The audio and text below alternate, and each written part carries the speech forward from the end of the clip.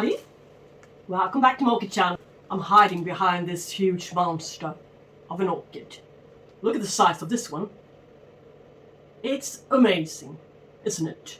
The quality on the frags I recently got from Wichmann Orchideen over in Germany. I didn't really know what to expect, since I haven't had so many frags in earlier, so to speak, not in my past, or earlier. It's an easier word. This is the only one I've got, frag-wise. It's the species, Orchidum. Kind of a strange name, but it is Orchidum. I also had Phragmipedium. And what do I say had about the cardinal? Yeah, it was sitting up there under the fan with barely any lights at all. Really low light orchid, and it flowered a couple of times a year. Well, as it was flowering, I really thought I did something right, yeah? I was treating it right. Which I wasn't. Yeah, the only information I knew about it was that it really, really loved water. Didn't crave all that much light. And that it should be kept in a saucer filled with water. And as the saucer ran dry, I should just fill the saucer up with water from above, pouring water on top of the medium and let it run down into the little tray and let it sit there. But what I didn't think about and didn't learn about, even bothered to gather the information, since it was growing so nicely and flowering all of the time for a really, really long period of time as well. So why bother, yeah? Its newest growth went brown and blackish, especially the tips of the leaves. So it aborted a couple of its newest growth. It put out quite a few new growths each year, so that wasn't the problem. The problem was that it went far too acidic. Yes, I have soft water, and I didn't add much of the calcium. I didn't flush it even. Not enough. So, that's what happens. And the medium breaks down. Constantly moist medium without any flushing, switch of medium, and such. It will make the orchid go down the drain and die. So, wise from that experience, I did some reading. And I had a couple of thoughts on these guys now. I gathered loads of information from books and YouTube, and I googled stuff. So, what about this Orchidum? It's doing terribly well. I had it since September 2022. It needs a medium grade bark. It likes it in here, but still doesn't like to become far too acidic, so there are a couple of seashells or additional calcium added to the medium. And I also put a little bit of spag moss to the top. Yes. You can see. New growth. Another new growth. Looking great. Good color. And a third new growth. Yeah. Almost withering away, but it's still there. Still alive, but stopped growing. I thought it was due to it being kept a little bit too hot in my living room. So I switched rooms for it into my kitchen. A little bit more humid, a little cooler, a little bit more airflow. And it's doing better, a lot better. This species carries the longest of petals of them all. Up to 80 centimeters long petals. So you really need to put this guy up on a pedestal. Or on a shelf or something, so it doesn't touch the floor. In order for you to see the lovely petals, yeah. Can tolerate a bit more warmer conditions, as you can see, but grows a little bit better in cooler temperatures. All right. This is one of the few frags which can dry out, almost approach dryness. Not total dryness, but approaching dryness. That's when you need to water him again. Yeah. Only one. And I'm going to switch medium for him. I don't think today, but some other day. Yeah, very soon. Grows in Mexico. Light green foliage, yeah, that's true. Needs medium light. Mono light, but I put him quite light. Doing fine. 2 fans, soon to be 5. At least 4. Growing really nicely now, so yes. Put that one aside. And we should take a look at one of the new ones.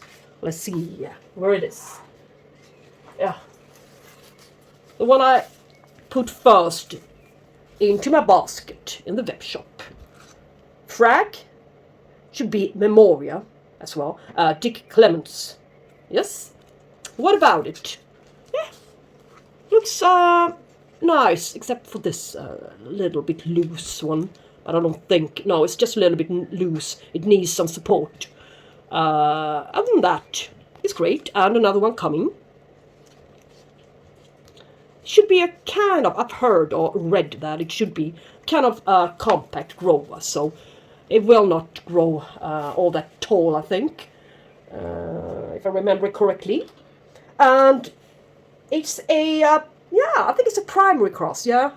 Should be between the Phragmipedium and Sargentianum.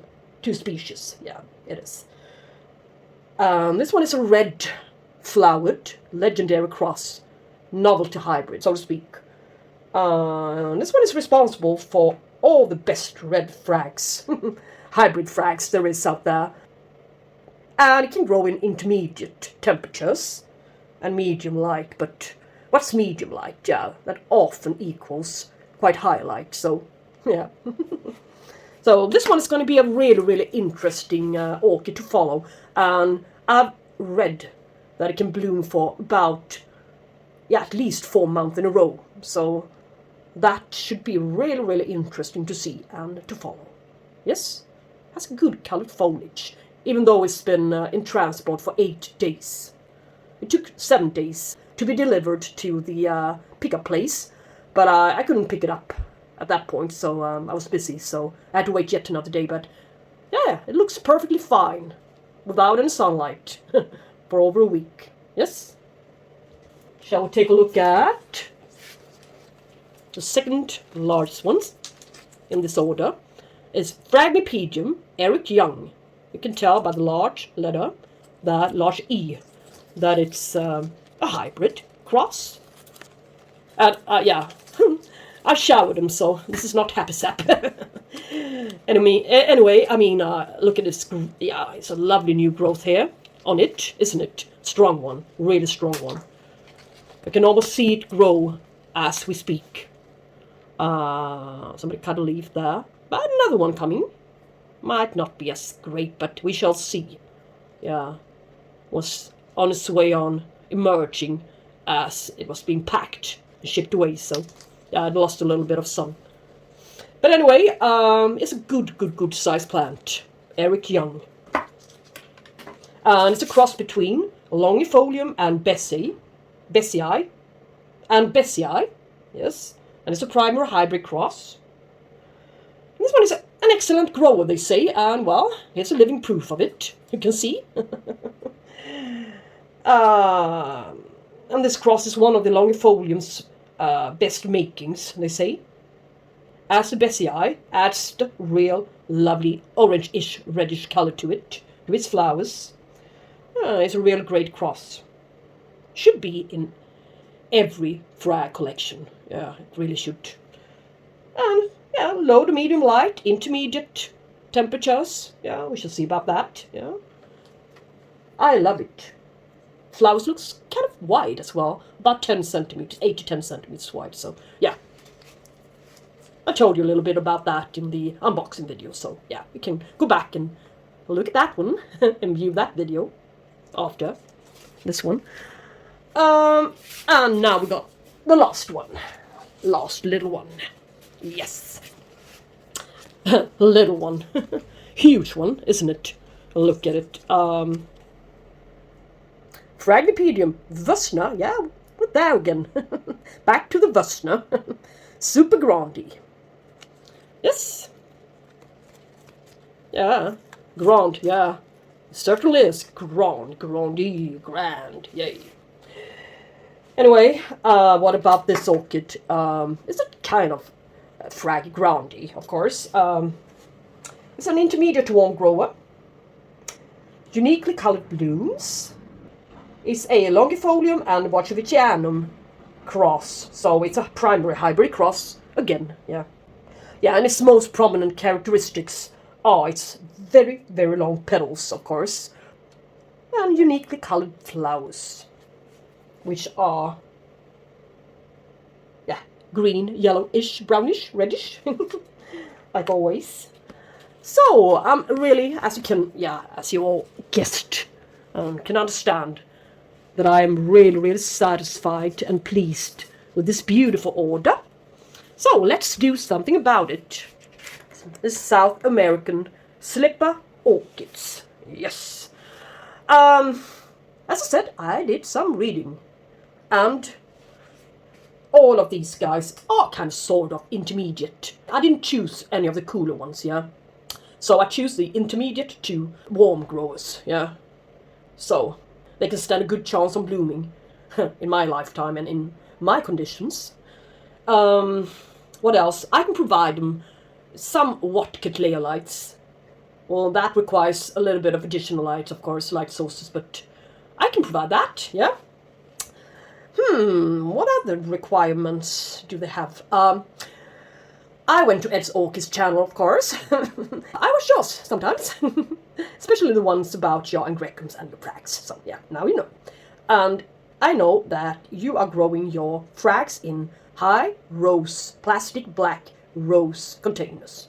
You don't grow them in low pots, since the roots has a bad habit on going around in circles and tangle themselves up into a little mass of roots. So you would like its roots to go down, straight down. That's why you keep them in high pots. Yes, but I have a feeling it won't work here. So I have another idea. You can see originally they arrived in quite shallow pot, now not shallow, but medium high pots, normal pots, togetrher ones. And these are really, really, yeah, regular cheap pots, yeah. But for today's events, I have done some work in advance, so some preparations. Soaking clay pots, yes. I've been there for 24 hours, approximately.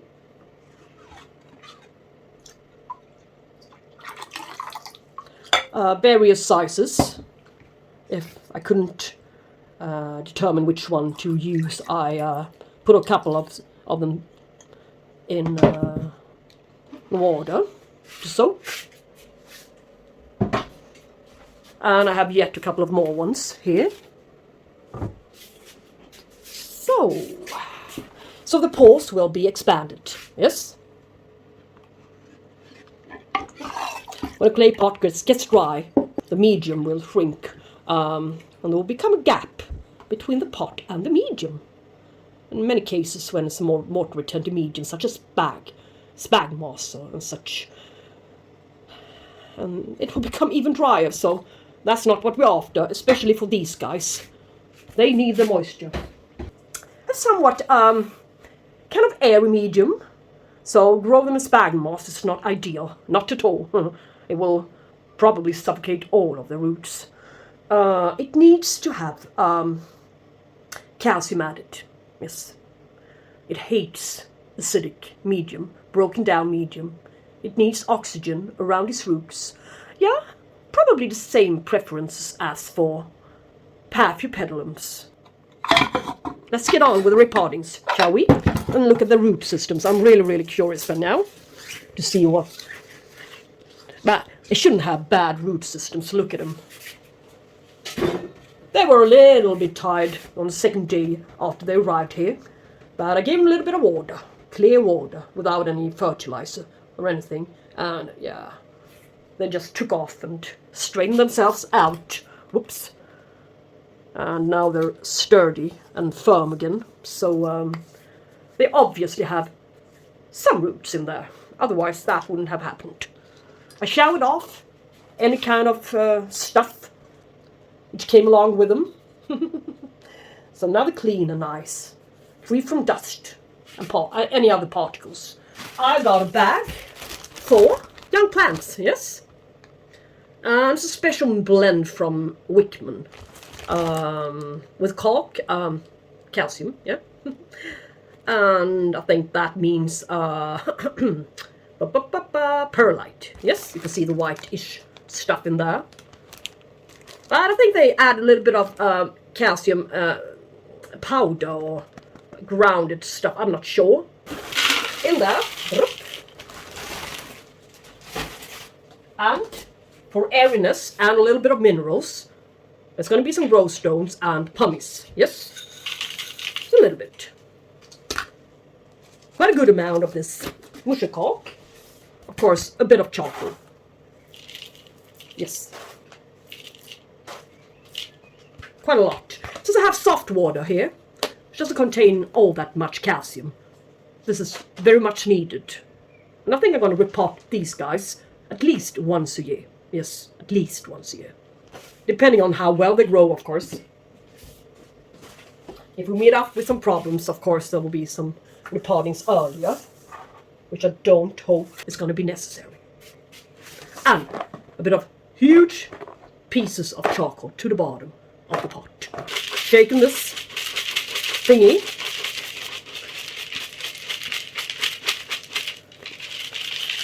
Yeah. Let's grab an orchid and start. Get going. I think I want to start with the ugliest one. The one I think has got least number of roots. Put it that way.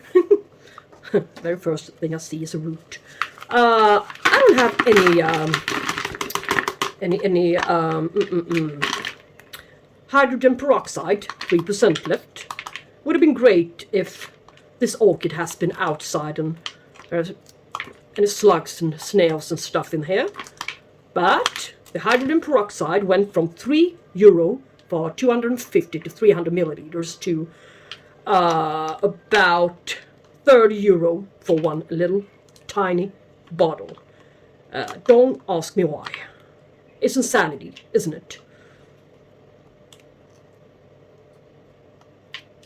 It's not excusable, I think. The high prices on everything after COVID. They're trying to find an excuse for why they... Oh, look. Yeah. Look. It's not a snail. It's a little worm. Oh, Lord. Yeah, good thing yeah, that happens. Here's another little stuffy. Yeah, I guess that's... What's going on? Yeah, I wonder what's inside the larger ones. If I should bring my little gloves. But you can see growth coming. Yeah, and of course this one hanging on to a really thin thread. But we can see a beginning of a root here. So it's going to be sturdier after time. And here's, yeah, isn't it funny? A little teeny weeny growth there, but it's not going to be much. It hasn't got a few to that little one, but yeah.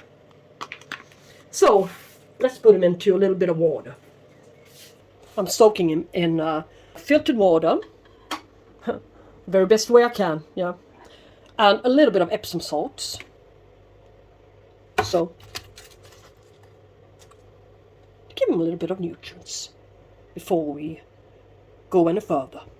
And this water is for the other frags. Let us continue with, I think the the smaller one. Is it smaller? No. Eric Young, yeah. Behold. Or shall we say, beware. Beware of what's going to happen next. I don't even want to look. Yeah. Looks like worms. Even the roots looks like worms, but they are really good quality. The roots on it, isn't it? Beautiful. Woo. Oh, everything looks like worms right now. Whew. Ah, it shouldn't be all that hard to get this off of the roots, yes. So, anything new? Yeah, only this one. Something has been cut.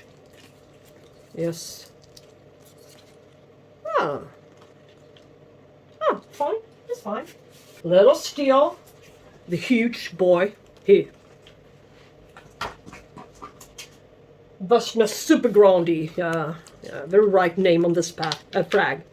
Look, a lovely root there.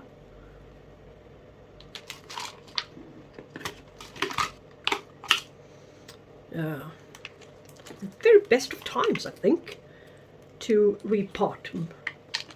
And as you can see, they have all been sitting in a couple of dead roots, but no, this one, as you can see, doesn't work.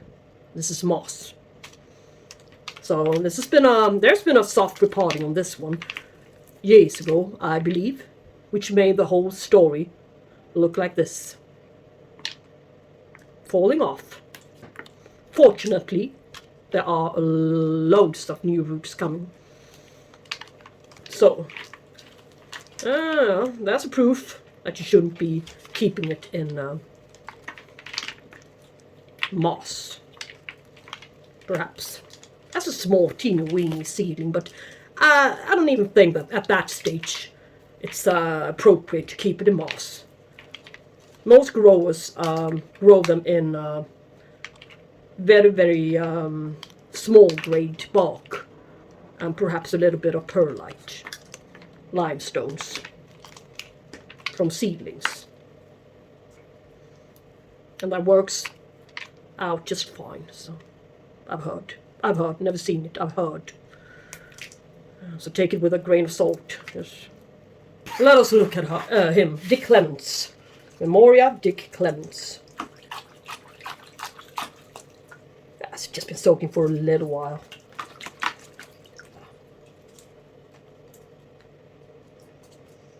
Not much to get rid of, I think.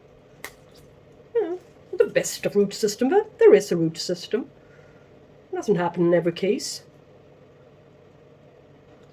When buying orchids, especially these guys, I've heard. It's very common that you receive a frag with bad roots, so for certain places, yes. So I've heard, but obviously not from this nursery, so at least not these three guys. Yes, shouldn't say much. I'm not sure. Now over to the repotting session, or perhaps yeah, this one is going to be so perfect for it, shan't it? Yes, especially when I would like to keep a little bit of charcoal to the bottom. I need some space for it to happen, so to speak. Yes, and I'm soon going to reveal why I'm going to keep the charcoal to the bottom. Just a little thin layer, the flat pieces. Yes. So, and I shall get the orchid a bit up, but not too much. So its newest roots will go down. Have a chance of going down, of course. Layer. And won't go round in circles. That's not preferred.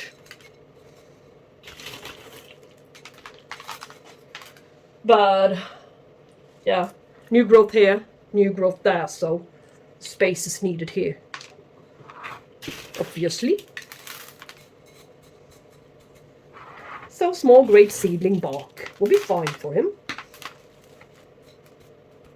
in my conditions, in a clay pot, which is going to breathe. That's great. Tags clean. Dick Clements. Yeah. Keep it here to the back side, and I shall stake him. Might as well just use this old stake. Large stakes are rarities. Really, really expensive as well. It's funny. strange stuff has become expensive.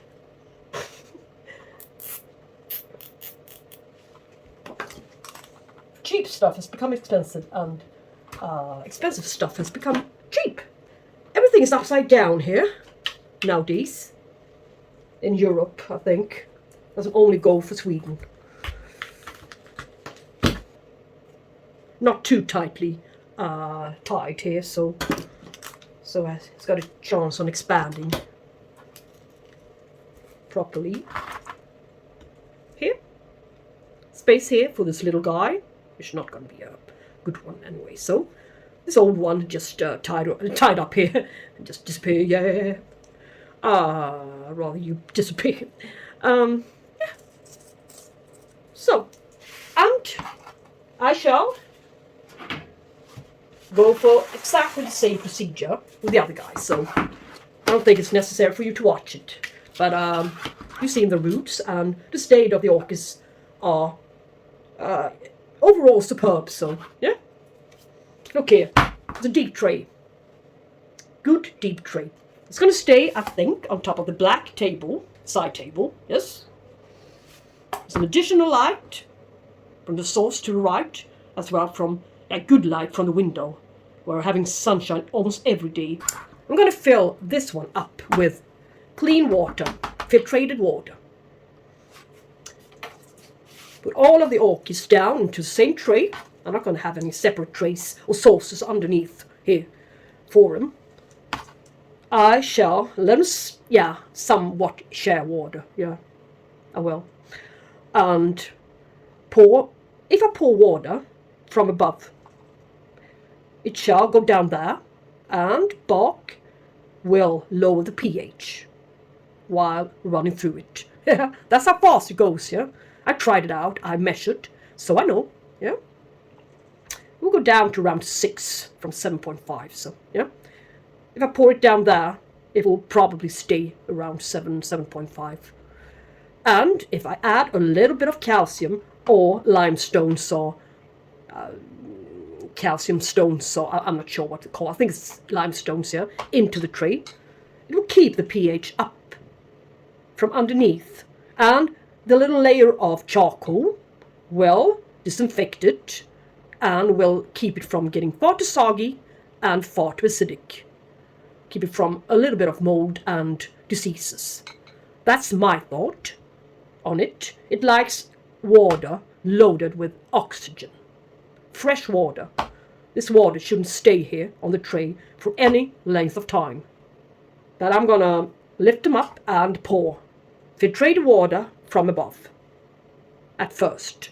And then just simply put them down, back down into this pure, lovely, high pH, rich in calcium water. That's my thought on it. What else? Yeah, I'm going to give them a little soak in Epsom salts 4 times a year.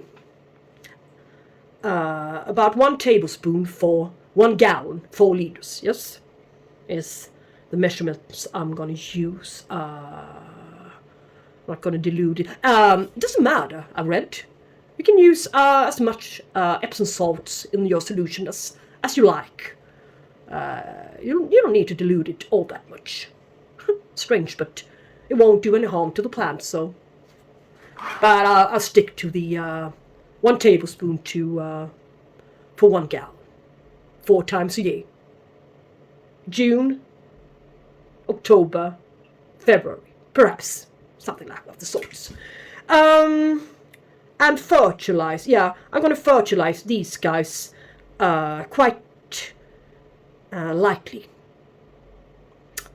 Or I'm going to fertilize them once or twice a month.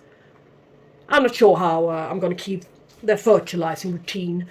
Some say that it's good to fertilize them about once or twice, once every 2 weeks perhaps, and then flush them.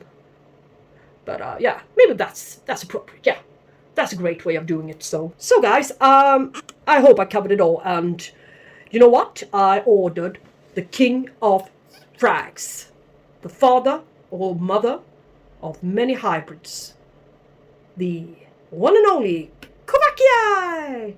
1 to 2 years to flowering size though, for a really, really high price.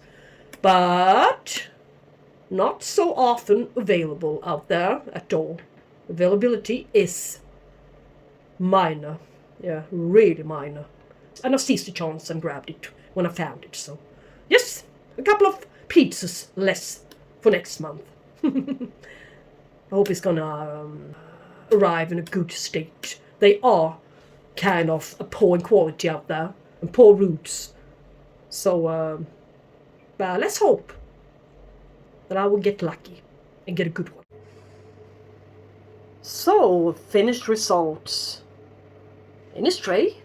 There's another reason why I choose clay pots for them, is that the frags, they do like to keep their roots a little bit cooler. And the clay pots see too that happens, especially during hot summer days. Yes?